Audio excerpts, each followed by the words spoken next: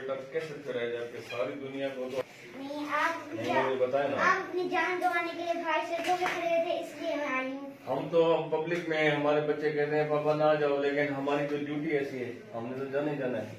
पर हम भी तो आए हैं ना आपके लिए। Thank you thank you. ये जो है ना लोगों की जान बचाने के लिए हम सब आवाम में हैं।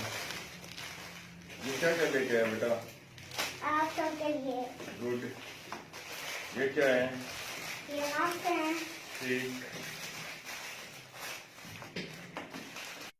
ठीक है, जब तक ये कोरोना वायरस का मसला चल रहा है तब आप अपनी जान गंवाने के लिए भाई सड़कों पे खड़े होते हैं, तो मैं आपको सलाम पेश करती हूँ।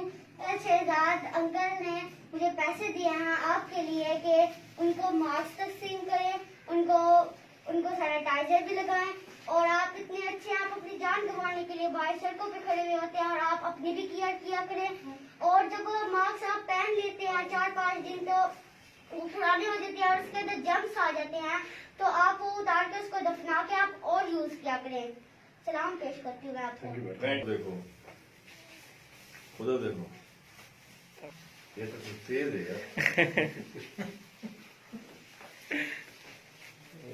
अब इससे पहले पता ना ना उनसे गिनो वाले आज नवा जाना चाहिए